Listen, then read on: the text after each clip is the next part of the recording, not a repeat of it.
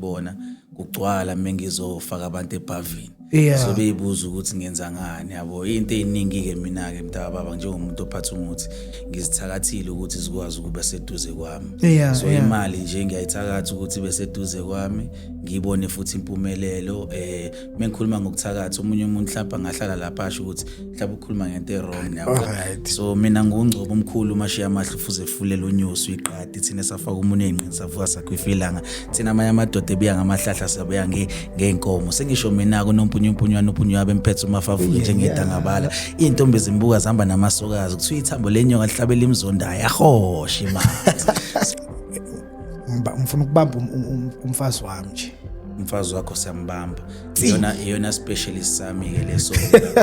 into enzothando and iyona into yangidumisa ngoba nginesikhafulo esenza umuntu abuye manje and futhi bakhona abazalwana beza kuwe ngiyabalapha nabefundisi mntaka baba abafuna ukuthi amabandla agcwale hayibo baningi angeke ngiqamba amanga nabazalwane bayafika futhi bona ke uthola ukuthi umuntu sewashayeka kakhulu empilweni bamthakatha bamthathela umuntu ngibona ke futhi abagijima kakhulu befuna lamadliso afakwe ekudleni so nje ngiyacabanga ukuthi babukhoza njani siyaphila mfowethu njani siyaphila but umcebo ngithini emkhulu abanye bathi ugogo abanye bathi umkhulu so ukhuliswa nje salukazi kuyikona ukuthi wena umuntu owangifundisa le ndlela ingakho bagcine bengibiza ngogogo yabo I know siyabonga bakwethu ukuthi nikhona singamoshi isikhathi mina into yoku-introduceana yangidlula so yenzelwe ama presenter nani babukhoza yebo mfowethu umzalwane but ongasilo esibajwayele labo bothi kunobishop ngikhuluma kahle no awuyichaze ngizoyizwa kahle okay womuphi wena umzalwane ngomzalwane mina osebandleni likaKristu and then ke ibandla elimi ngokuya kwezwi masikhuluma ke ngobuholi nje ukuthi into indaba bishop sinabo abazalwane abangabaholi abangama-elder or abangama-bishop kodwa labazalwane esinabo abazalwane abanalezi zinto ezisho iBhayibheli mawufuna incwadi kaFirst Timothy chapter 3 verse number 1 kuya verse number 5 nencwadi kaTito 1 verse number 5 wehla nayo ebonisa ukuthi ilunga kumele kube umuntu noma kube indoda emfazi munye enomfazi oyi-1 and then nabantwana abakhulwayo number 2 kubuholi kumele kube indoda not ukuthi kube umama ubuholi kumele kube indoda not ukuthi kube umama angeke nje kube nomholi ebandleni lenu owumama ngeke kwenzeka njalo aphathe nje ibandla umama nje ngeke nje akwenzeka njalo akwenzeki njalo saswile iphathi neyokucala okay but imcebo uyinyanga isangoma igedla angisazi ke ukuyale mina ngicela uqale ngiyithule kuqala okay alright ngoba usiko lwami ngiyacabanga ukuthi ngokwesintu ufuna uqala uzibeke kuqala ukuthi umuntu kanjani yabo so mina ngungcobo omkhulu mashiya amahle fuze fulela unyosi uyiqadi thina safaka umuntu ezinqini savuka sakwifilanga thina amanye amadoda ebiya ngamahlahla sabuya ngeenkomo sengisho mina kunompunyunyana bemphethe umafavuke njengedangabala intombi zimbuka zihamba namasokazi kuthiwa ithambo lenyoka lihlabela imzonda yahosha imali so mina ke mntaka baba ngigedla strictly herbalist so umuntu oyigedla umuntu oyiherbalist kahle ahloli angiprofethi angithwasisi into engikwazi ukuyenza nje kuphela ukuthi muza nenkinga kumina unenkinga edinga ukuthi ngikulaphe ngayo ngikunikeza inkambi ngikulaphe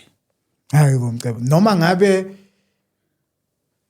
ama dangers asindaba yakho so esikhatsini esiningi mntaka baba uma ubukusisa kahle ngokwesingisi kunabantu aba specialize mhlambe ngesifo senhliziyo ngenhliziyo ngisho njalo abanye baspecialize ngamehlo,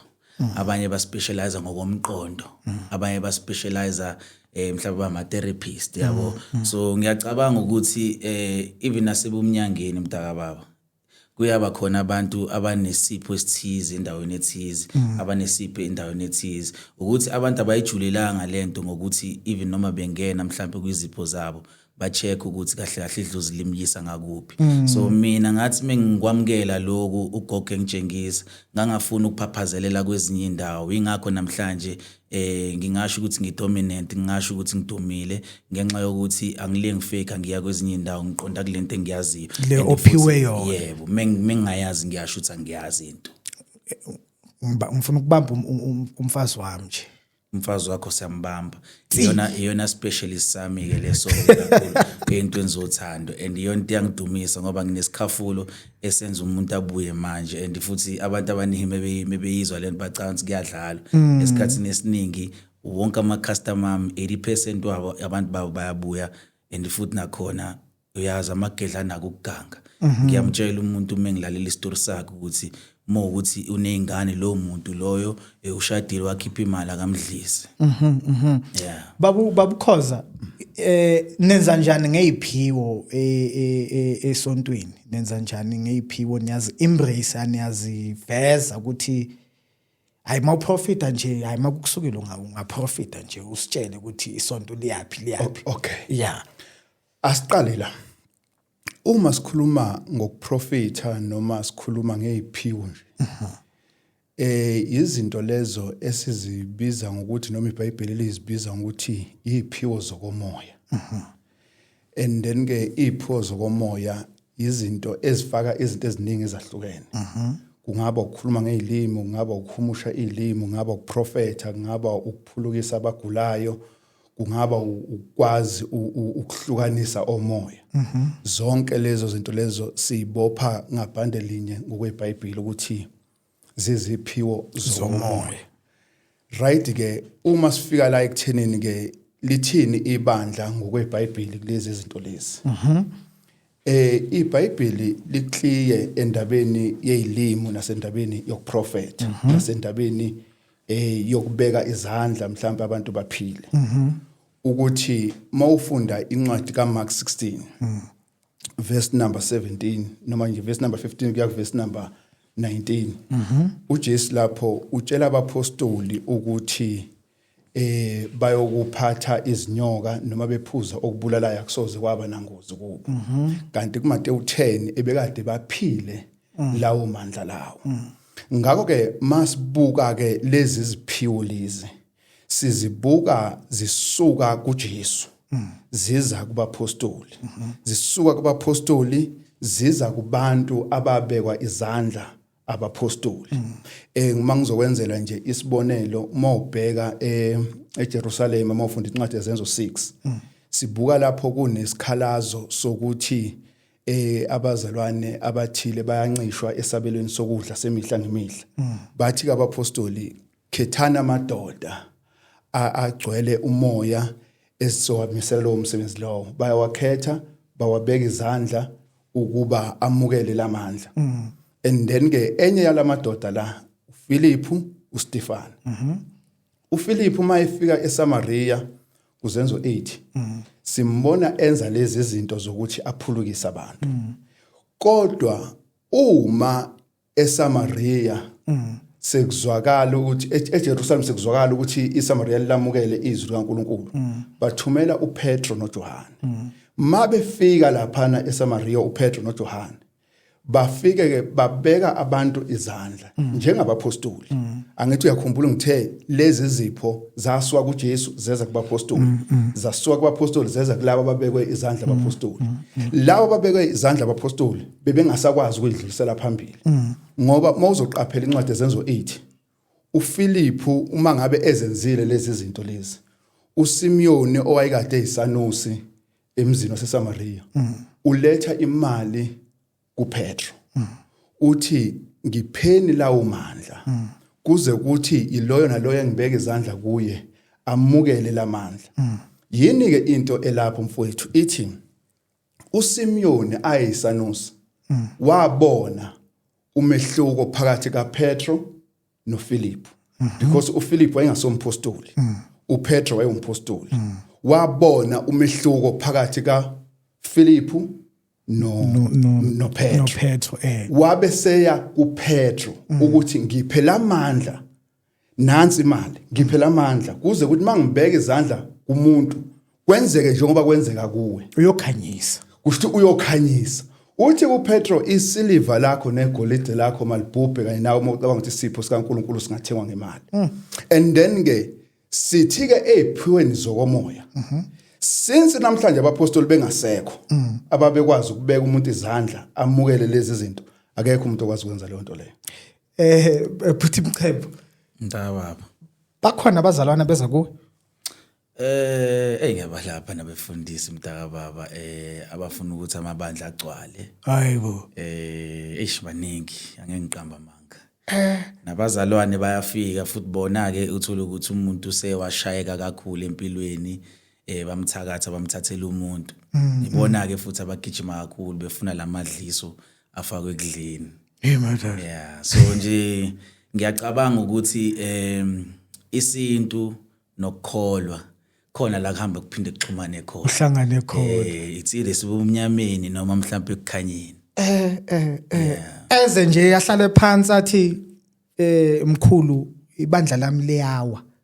ngicela nje ungenzele into nje ezolenza ukuthi mangikhuluma nje emayikhini kuzwakala ngiyabahlanganisela nje ngibenzele ngoba if mobukusisa ama video ami esikhatsini esiningi yathi bebehalela lento ade beyibona kugcwala mengizofaka abantu eBhavini so beyibuza ukuthi ngenza ngani yabo into eziningi ke mina ke mntaka baba njengomuntu ophatha umuthi ngizithakathile ukuthi zikwazi ukuba seduze kwami so imali nje ngiyayithakatha ukuthi beseduze kwami ngibone futhi impumelelo mengikhuluma ngokuthakatha umunye umuntu mhlawumbe ngahlala lapha asho ukuthi mhlawumbe ukhuluma ngento wrong iqala kwakuthiwa ukuthaka kwangayona into embi yabo so igama laselanda ke la selikuba ukuthi umuntu menesipho kanje ukuthakatha umukhuluma ngako ukukhuluma ngento embi kanti kusuke ukuthaka inkambi okwazi ukuthi uyihlanganise ekutheni ukwazi ukuthi wenze lento oyifunayo hayi namhlanje enye show woman of God ukhonto ufuna ukuyiphawula la mina ngicela umkhulu ngapha akasilungise negama leli obuthakathi because of akathi ubuthakathi mina ubuthakathi ngazi uloya mshanyelo uyibona lento le so and futhi ngizele after khulumile ngendaba yobuthakathi bengicela ukwazi the difference or angazi ukuthi ngibeka ngesilungu ese right na ekutheni ukuthi umuthi wesintu nomuthi wesilungu le mfundisi ngisholo nakuwene zihluka kuphi noNkulunkulu because of I think ubhuti akasebenza maybe abantu laba beza esontweni kuye bathi bacela ukuthi amabandla akhule basuka bayolanda ini umuthi nomuthi loyo it's a nature of God because of I think Genesis uNkulunkulu waqala ngama plants zangabe specific ukuthi these are plants ukuthi ayadliwa only but akhona futhi nama plants wokuthi kube njani kupholiswe so bengicela ukwazi ukuthi ihamba kanjani but bengicela igama lobuthakathi akalungisiswe ngoba ngizwa ngithuka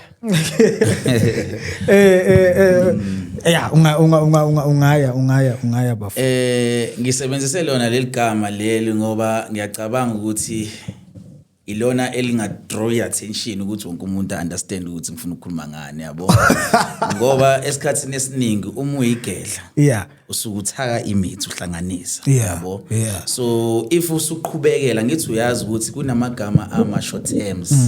uthola ukuthi isingisini usho kanje kodwa uma usuyiqedelela ukuthiwa nje mhlawumbe uqedelela kanje yabo so ukuthakatha abanye bakubuka ngendlela embi kukhona ukuthi ke mhlawumbe uthakathela into enhle for example mengisuke ngikhipha mina idliso noma ngikhipha isikhafulo sokuthi umuntu ngimlande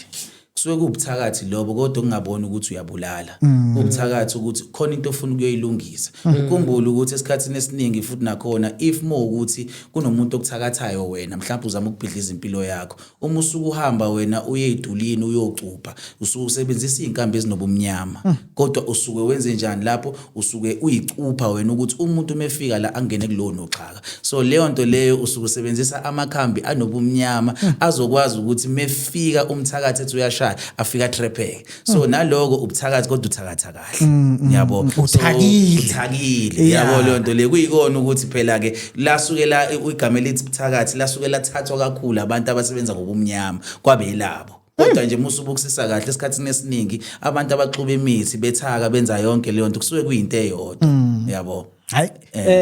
mfundi konje utheni izihlahla ihlahla yes ngifuna ukuthi angithi ubhuti uyathi kunento le yokuthi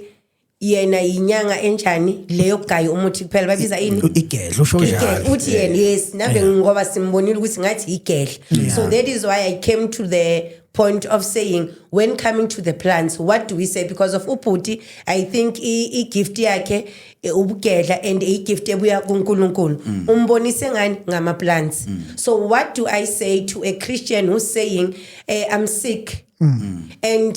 ngibona ngathi umkhulu ngapha angakunceda ngoba akayi endumbeni igedla umuntu wakhe usebenza natural what do I say about that to a Christian okay babukhoza umbuzo uqonde ngqo ekuthenini uma umuntu esebenzisa amakhambi esintu ngabe ngokwenkolo yobuKristu ku wrong na mangabe esebenzisa akadokotela ku right na umuthi umuthi is either ngabe uthenga kudokotela noma ugubhe phansi umuthi kodwa ke nansi into ekhona engike ngayilalela nakuye umfowethu ayishilo ukuthi unomuntu athi wamupha le gift kusho ukuthi lo muntu owamupha le gift umuntu onjani umuntu ongasekho iyaqala ke inkinga ngoba lithi iBhayibheli mawufunda incwadi kaGenesis 2 verse number 7 uJehova uNkulunkulu wambumba umuntu ngothuli lomhlabathi wamphefumulela emakhaleni akhe kanjalo umuntu waba umphefumulo ophilayo and then ke incwadi kaGenesis 3 verse 23 ithi uyokudla isithukuthuku sakho uzubuyele emhlabathini njengalokhu wathathwa emhlabathini incwadi kaMshumayeli 12 verse number 9 ithi ke uthuli lubuyele emhlabathini umoya ubuyele kuNkulunkulu owawunikayo ngakho ke asikho ispace somuntu ongasekho ngokwenkolo yobuKristu exhumana nomuntu ophilayo buka incwadi kaLuka 16 verse number 23 kuya ku verse number 25 lapho sibuka umuntu okuthiwa owayebizwa ngokuthiwa uLazaro omunye ebizwa ngokuthiwa isicebi labantu laba sebengasekho bobabili isicebi siyambona uLazaro esesifubeni sika baba Abraham sithi baba Abraham athumela uLazaro agcobhoze ngomunwe wakhe kuba azophozisa olimini nami ngokuba ngiyahlushwa kuleli langabi uthi ke into engilande kakhulu lapho uthi ke uAbraham khumbula ukuthi wamukela okwakho okuhle okwenzile usesekuphilini noLazaro naye umukela okwakhe akwamukele akwenzile esesekuphilini uthi ke ngaphezulu kwalokho kubekiwe umhosha ukuthi ongale angezi ngapha nongapho angezi ngapha ngakho ke ngokwenkolo yobuKristu asivumelani ukuthi khona umuntu ongasekho okwazi ukuxhumana nomuntu ophilayo amuphe into kodwa mayithi umuntu nje ngiyazi ukuthi leli khambi liyasebenza ngendlela azingayo aligubha lenze lokho alenza yamnikeze khona is fine kodwa ma esethi wazi ngokuthi waboniswa ubani ongasekho isinenkinga ke mayisinjalo manje abantu abanjengobhuti ubhuti Mcebo esontweni lakho niyabamukela ukubamukela ukuthi la ikweze nje azosonta ngalelo langa aphinde futhi abuyele empilweni yakhe othi sibe kanje nake kukhona ukuvakasha Yeah. Okay, yeah, ngiyavakasha, bayavakasha ngiyabavumela. Umuntu nje angeze ezovakasha. Akusiyona Esontweni lakho uyakhona ukuyovakasha ukuthi kubo bhuti Mcebo nje. Ayovakasha ukuthi ayofuna amakhambi. Nalapha uyofuna umthandazo. No, ngivumelana nawe ukuthi uya kubo ukuthi uyofuna amakhambi. Yes. Umuntu okholwa njengokusho kombhalo ngeke ayenze into enjalo. Ngeke ayenze into enjalo ngoba isinento ethi ivela kuyo. Yeah, mara uyakhona ukuvakasha ngapha bekwizandla futhi. Kukhona Esontweni. No, esontweni asibheki izandla. Okay, because uyangizwa bathi ukuthi ngithini. Ukuthi uyakhona ukuzazo nivakashela nimthandazelo athandaze nani oyenze ngendlela le enenza ngayo kodwa angeka futhi akhona umuntu osonta nani aye emigidini or emisebenzini ayodla enzeni anikuvumela umuntu okholwa imibhalo usho njalo ngithi woman of God. Yes, so ubaba Khoza uthi ubhuti Mcebo lento ayenza iright but yena uwalana nalokuthi unomuntu maybe like umkhulu wakhe uyo ombonisa the light. Yes, ile oyalana ngayo ileyo engishoyo ukuthi uma ngabe sekunomuntu ongasekho mangithi ongasekho engithi usashona yabo ileyo engalana nayo kodwa makuthiwa nasi isihlahla sila ngaphandle uyasazi lesihlahla lesi ake ngenze example njengoba kade kune covid abantu bebehamba beyokhoga mtrain bebegcoboka mtrain bethi bayafutha yonke lonto leyo because bebenzela i covid or i flu izinto akusiyona inkinga lokho isihlahla esiyimilele le kodwa mawungavuka ekseni uthi mina ugogo ufikile wangitshela ukuthi angihambe ngiye entabeni ngiyokwenza ukuthi nokuthi ngokwenkolo sekuqala inkinga. Ubaba ukhozi yazi uthini uthi as soon as iapula sili spiritualize akasa understand but my say apula nje hayi go right but ke ubhuti Mcebo phela naye akavukanga ekseni what decide I think naye uzosikhulumela sizwe eyakhe ukuthi naye asho ukuthi mina neapula leli ngafika kuwe Bootbexiswa uphethwe inyawo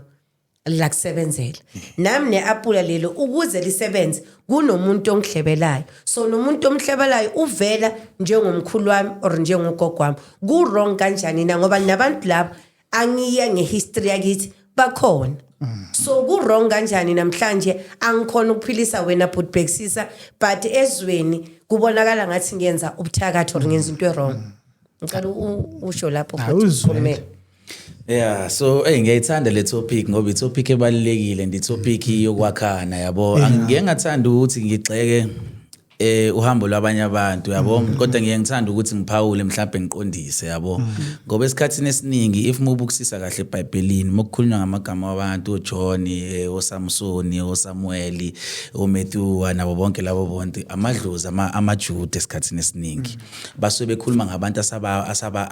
asabakhothama ngoba kwakumakhosi lawo asabakhothama kuyikona ukuthi ke ngezikhathi ke la kuyingcindezi zabantu abamnyama abelungu bafundisa abantu abamnyama ukuthi izinkolo zabo izona ezibalekile so angifuni ukugxila kakhulu ke kodwa lapho ke ngifuna ukuthi ngibuyele ngala esintwini ngoba esikhathini esiningi obaba mkhulu asikaza sababuka ezabantu abaqhelile kuthina ngoba if ukuthi uma ukhumbulisa kahle uShaka ngalesikhathi ekhothama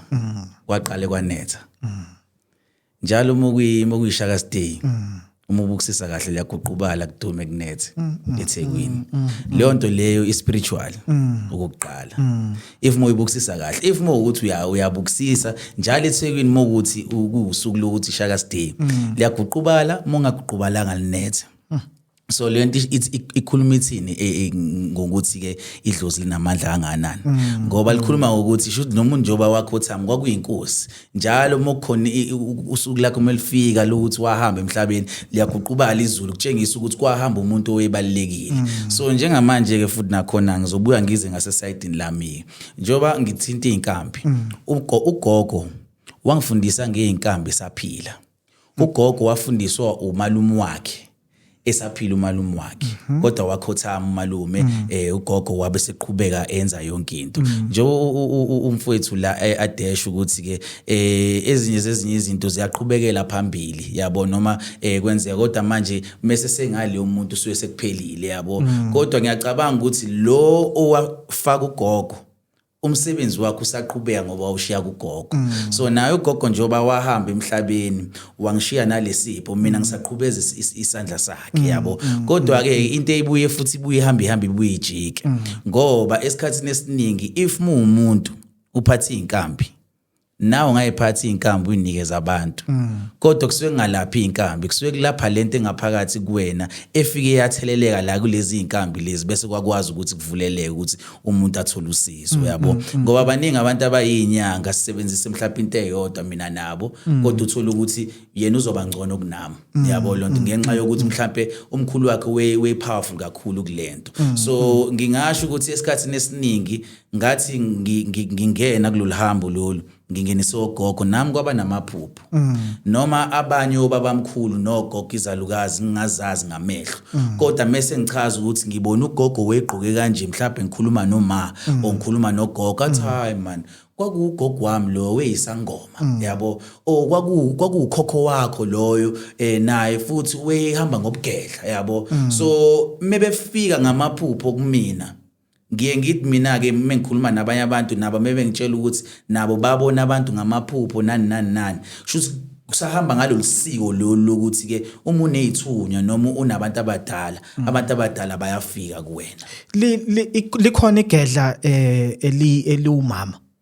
ya likhona igedla eliumama ngoba ngathi ngengeza inkulumo ukuthi umuntu owumama akakwazi ukubamba umuthi ya esikhatsini esiningi abakwazi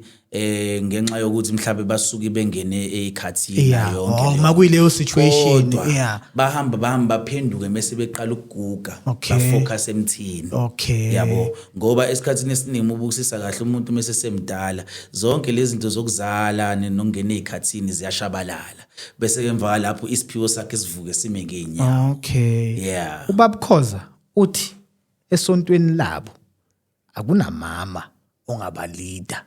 balidwa amadoda uthini of God of God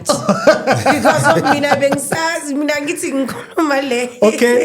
ungaphawula lokusayi processor lento engicede ukuyisho yes so because ngifuna ukwazi ukuthi lento le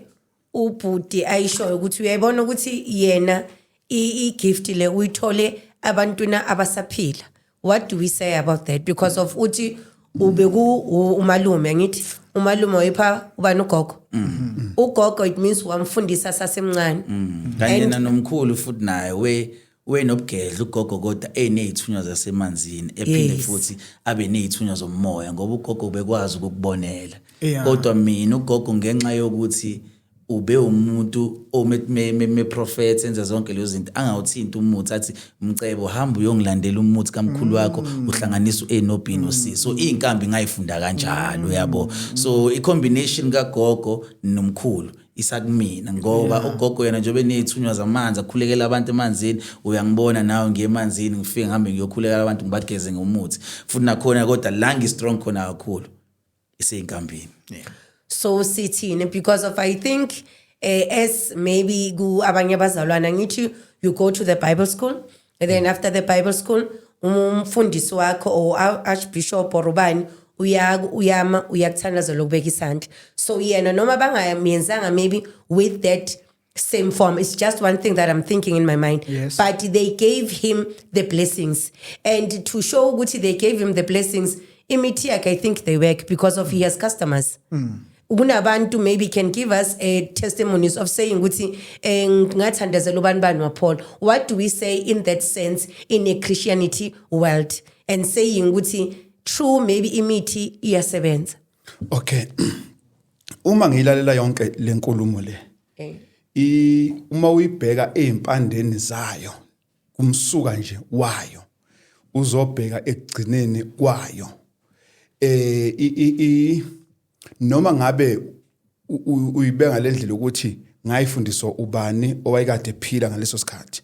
kodwa umsuka wayo isuka kubantu abangasekho ngoba uthi manje mayisezophetha inkulumo uthi bekwenzeka aphuphe umuntu ongasekho umama amtshela ukuthi hayi loyo ubani yabona ke indaba yokuphupha akusiyo into eqala manje nangu eBhayibheli siyayibona indaba yokuphupha uJakobe simbonile encwadini kaGenesis ephupha and then uJoseph simbonile ephupha echaza namaphupho okay ke kodwa masifika manje kuKristu mawufunda incwadi yamaHebheru 1 verse number 1 ithi uNkulunkulu esekhulumile endulo kokhokho ngabaprofeti nangezindlela eziningi nangamathuba amaningi kepha ekugcineni kwale mihla ukhulume kuthina ngendodana yakhe okungukuthi uNkulunkulu akakhulumi ngamaphupho akakhulumi futhi ngabantu abangabizwa kuthiwa abaprofeti kodwa ukhuluma ngendodana yakhe ubani indodana yakhe nguJesu mawubheka incwadi kaJohn 12 verse number 48 uthi uJesu ongalayo engawamukeli amazwi ami unomahlulelayo uthi izwi engalikhulumayo ilona eliyokumahlulela umuntu ngosuku lokugcina mawubheka le ndaba yokuzwa ngabantu noma yokutshelwa ngabantu ukuthi lokhu kuso ibuke kahle mawubheka encwadini kaMateyu 17 mawubheka encwadini kaMateyu 17 mawuzoqala nje ufunda uMateyu 16 verse 13 uJesu lithi iBhayibheli sebefikile emaphandleni aseCaesarea Philippi wababuza abafundi bakhe ukuthi abantu bathi ngubani basho ke wathi nithi ngubani wathi uPetro wena uMkristu indodana kaNkulunkulu ophilayo okay ke makudlula lo nkulumo leyo mawufika kuchapter 17 ithi ke emva kwezinsuku eziyisithupha emva kwale nkulumo le ekhulunywe kuMateyu 16 emva kwezinsuku eziyisithupha uJesu wakhuphukela entabeni nabafundi bakhe wathatha uPetro noJohane noJakobe wakhuphukela nabo entabeni and then ke uma ekhuphukela nabo entabeni lithi iBhayibheli waphenduka esinye isimo ingubo zakhe zakhanya ubuso bakhe babamhlophe njengelanga kwabonakala kuye kukhuluma bani uMose noEliya ubani uMose umnike umthetho ubani uEliya umprofeti uthi ke uPetro Nkosi kuhle ukuba silapha uma uthanda ngizokwakha lapha amadokodo amathathu elinye kuzobe lakho elinye kube ngelikaMose elinye kube ngelikaEliya ithi ke inkulumo esakhuluma bheka ifu elikhanyayo laba sithi beza kwezokala izwi efini lithi lo uyindodana yami ethandekayo engithokozile ngayo yizwini ngakho ke umuntu esimuzwayo namhlanje uJesu akekho umuntu okuthiwa umprofeti akekho umuntu okuthiwa uyini umuntu esimlalelayo nguJesu ngenkunzi le eyiBhayibheli esizwayo Bathi Mcebo yebo wena uthini ngalokho ngiyakuzwa lokho akushoyo umfowethu la imbhalo yabona ukuthi esikhatsini esiningi abantu babe nobuhlakani abakha indaba zeBhayibheli yabo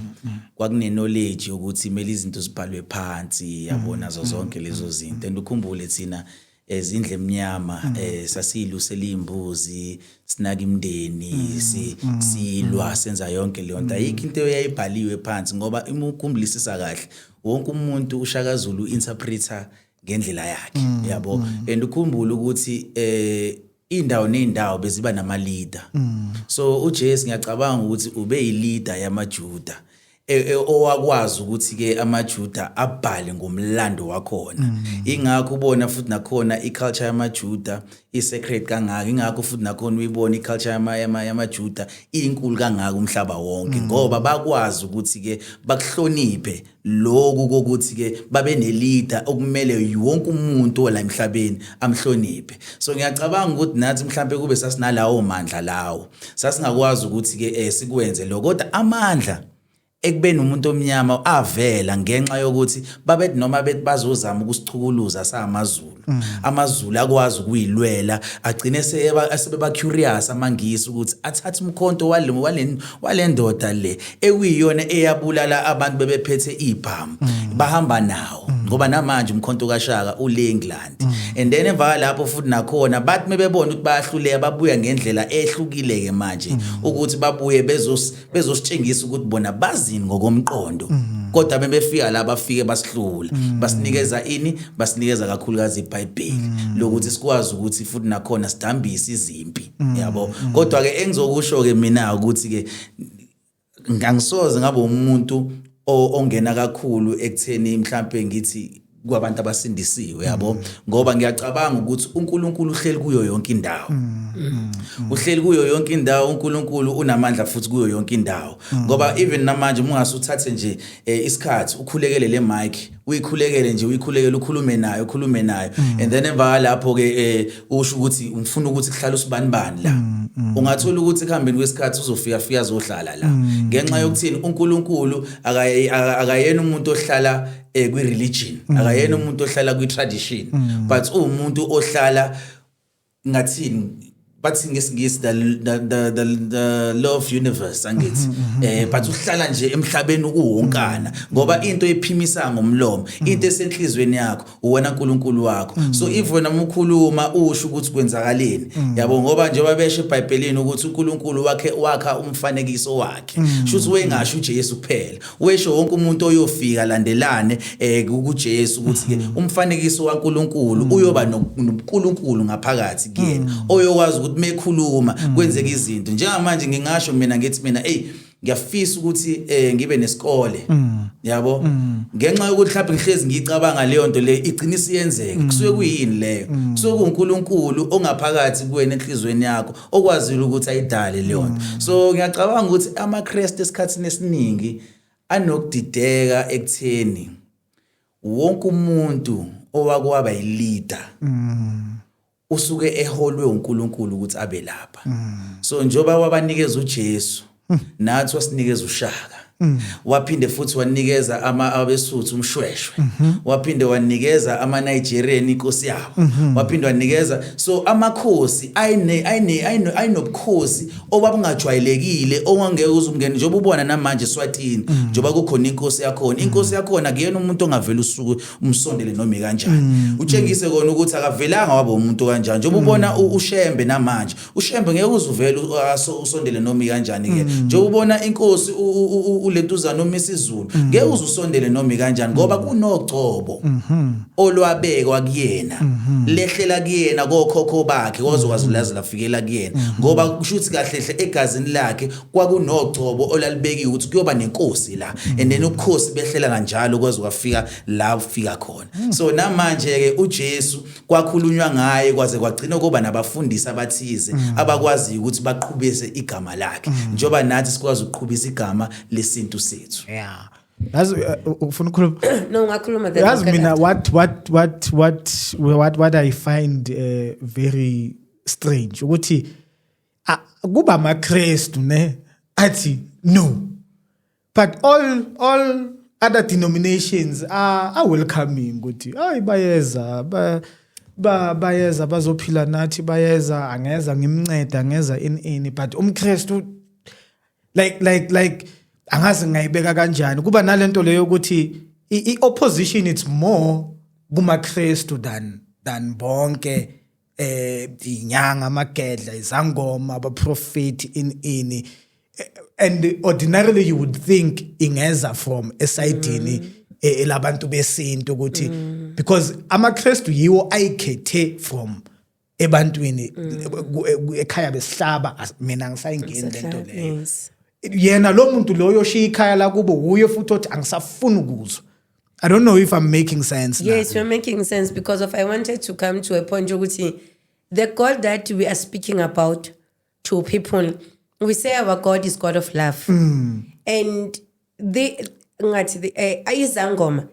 they are more loving, and even when coming to teaching, they are teaching with love. And Christianity, they are coming with harshness. Why can't we sichinche bona ukuthi yes, we have this certain gift, we get umuthi wakho uyasebenza, but why don't you shift it and put God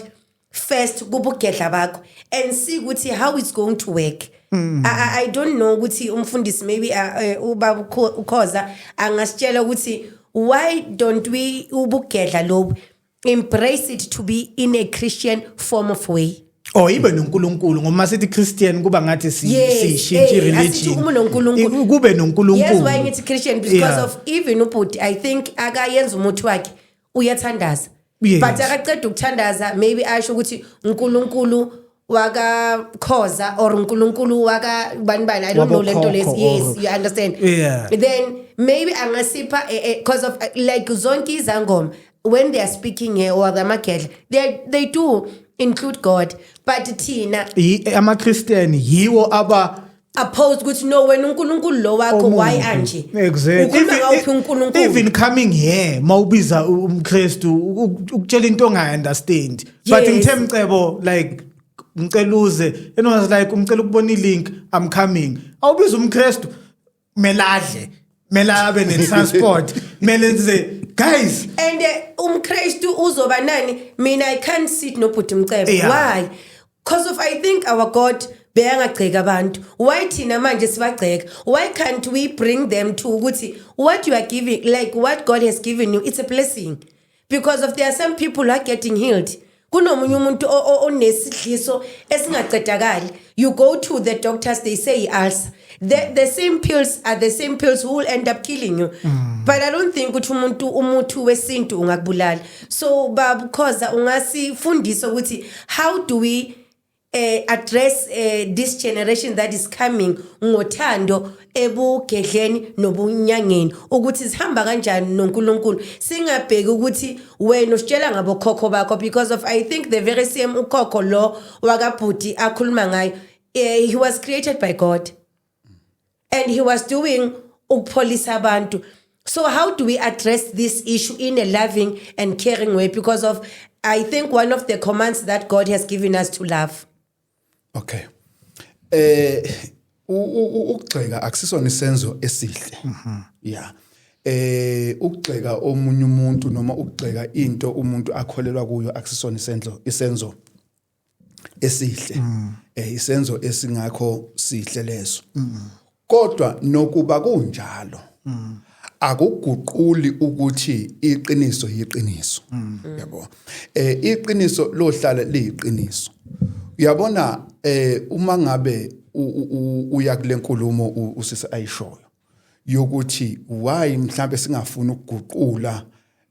umuntu oso ukuthi ayenze lento kodwa ayenze ngokubheka uNkulunkulu kuphela. Yithi nje sisho njalo. Ngeke yenzeke into enjalo. Ngoba isource yayo ayisukelanga. Isuke ngabantu abangasekho. Once mawusususa impande zayo kufana nokuthi uthi inhlanzi ayiphile ngaphandle kwamanzi. Yabo. And then ke uma usho kanjalo ngeke kuze kwenzeke. Kodwa iqiniso lithi uma ngabe nje umuntu mhlambe entweni ekholelwa kuyo akusili iqiniso ukuthi uyigxeke leyo nto leyo noma uyinikeza amagama amabi kodwa kubalekile ukuthi iqiniso silikhulume linjengoba linjalo iqiniso. Number 2 umfowethu uke wakhuluma indaba yokuthi ewenza isibonelo ngoShaka noJesu. uShaka noJesu abafana. Yabo. uJesu futhi akafani noMohammed.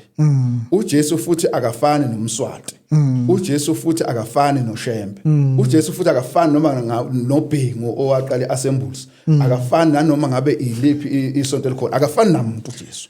uJesu yinkosi eyathi mayibusa ubukhosi bayo abangashiyelwa omunye umuntu. Yabo. Eyabusa nje inguna phakade eyobusa nguna phakade. Ngakho ke uJesu ke angithi ngixeka bani kodwa ngisho ukuthi akafani even nanami ukuthi ngathi mangathiwa nginkosi namhlanje sengathi ngifana naye angifani naye. Hayi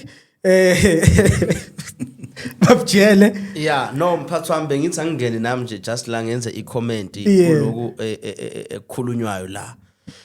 Into oqala engicabanga ukuthi efuneka siqonde ukuthi why Christianity buke ngazuthi iyona ephambana nazo zonke lezi inkolo. Yeah. Kodwa izinkolo ziyavumelana ukuthi iproblem iba yi1. iChristianity ngingayifanisa nebrand. Iproblem abantu abaningi bafuna ukuzothenga eKFC bathenga inyama. Yeah. Kodwa umuntu uqala adlule eSpar athenga isinkwa. Adlule eShoprite athenga ucold drink. Adlule efish and chips athenga ama chips bese eza nazo zonke lezi zinto azongena eKFC ezothenga inyama bese ehlala phakathi kweKFC ephethe iShoprite iCoca-Cola yase Shoprite ephethe isinkwa sase Spar ephethe ama chips ase fish and chips nenyama yase KFC uhlele eKFC lo muntu. Then is a problem because lo muntu ufuna ukuzothenga eKFC kodwa kunezinto afuna ukungena nazo azohlala nazo eKFC.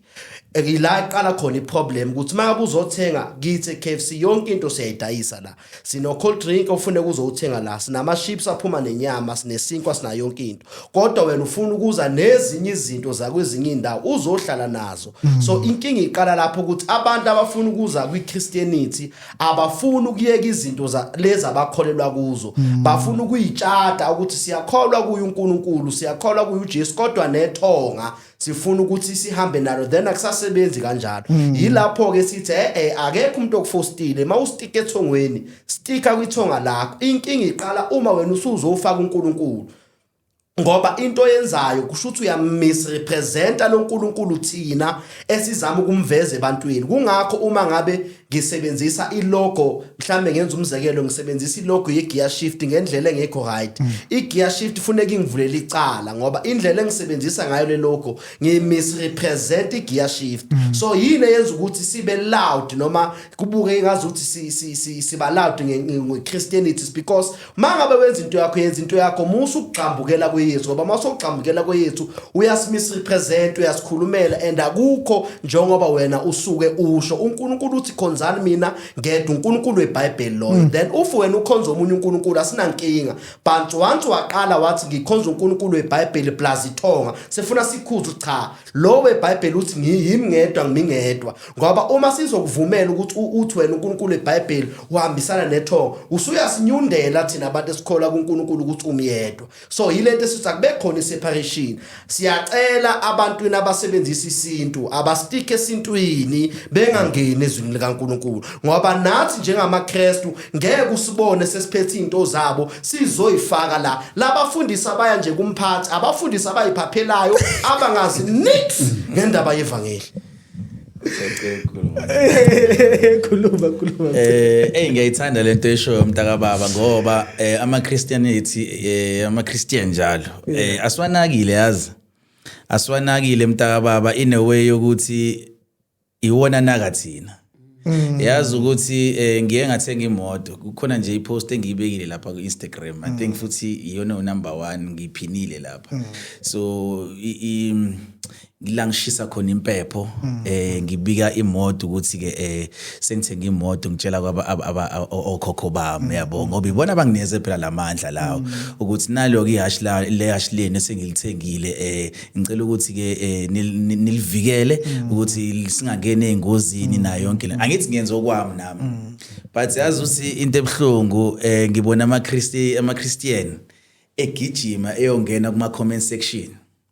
eyogxeka lento engiyenzayo. Hayibo. Kuyiwona futhi nakhona azahlekise ngayo leyo nto leyo yabo ukuthi leyo moto izongena engozini. Ngiyibuza ukuthi umuntu okholelwa kuNkulunkulu umfisela kanjani omunye umuntu intembi yabo. Ngiyibuze futhi nakhona ukuthi uyigxeka kanjani into yomunye umuntu if ukuthi ngempela uyakholwa yabo. Ingakho ke ngicine sengibona ukuthi ke abantu abaningi abathakathayo abeza kumina mina nguphatha umuntu omnyama ukuthi ngiphihlize ngiyise ngiye ngishaya nje inkulumo nomuntu ngibuza ukuthi ke okay njengoba ufuna ukubulala lo muntu kwenzakaleni yabo angichazele kumuntu angichazele ngimbuze futhi nakhona ukuthi uyakholela kuzinto zesintu uyakholela ngoba uyazi umulanda umuntu omnyama kanjani athi mina ngiyasonta ngisonta endaweni kanje nakanje kodwa ufunani emthini emnyama why ungene enyangeni uzofuna imithi emnyama ngikhumbule mengibona la ama post ababhala lapho ukuthi imost yabo inhliziyo zabo azikho pure imost yabo bafihle ngeBhayibheli ukuthi inhliziyo zabo zicwebile kanti azicwebile if umazi ubukisise ngempela kahle ubona basi-attack-ayo ngeke mina ngisuke ngihambe ngiyokhuluma ngesonto ukuthi hey kwenziwa kanje nanje kodwa mengibone ivideo yazi ukuthi nginoposta ama-snippets mhlambe entshumayelo ethize ngisho ukuthi mina cha ingithintile amazwi aleyansizwa leyami ekhuluma kanje ya ngifake kodwa ngibe ngigqoka amabhayi but bona ngeke uzubabone bona mesenza into enhle bayithathe bayiposte ngoba bayazi ukuthi amanye amaKristian azohamba ayogxeka leyo nto Ay ya mhlambe ake sibuye mina ngiyiphawule ngalendlela ngiyiphawule ngokuthi njengoba umfowethu kaDeshe ethi abantu abenza lokho abantu ngempela abangayazi indawo yabo yabo ngoba umuntu nomuntu unendawo yakhe mangabe usebenza ngesintu unendawo yakho mangabe usebenza ukholelwa ngokwenkolo yeBhayibheli unendawo yakho musu ukuhlanganisa izinto uthatha okungaphi ukulethe ngaphi uthatha okungaphi ukulethe ngaphi qonda nje ukuthi umiphi ukuze makungukuthi usenkolweni wrong lo sesintweni uright mayifuna ukukusiza akusize kahle mangabe kungukuthi usesintweni wrong lo okuyinkolo yeBhayibheli uright mayifuna ukukusiza akusize kahle ungatholakali ungapha nangapha yabo into engafunakala leyo kumele ukuthi umuntu abe sohlangothini olulodwa phakathi kweinhlangothi ezimbili ingakho ke ngithi ke mina ngimi ohlangothini lokuthi mina ngisenkolweni yeBhayibheli yabo ngisenkolweni yeBhayibheli into engikholelwa kuyo ile eshiwe iBhayibheli period kwaphela nje gelekeqe abangaba baningi babukhoza abazalwana abanjalo I think singaba nokuthula because iqiniso lihle ne and angithanda ukuyikhuluma lento kodwa lihle nje iqiniso lokuthi i-attention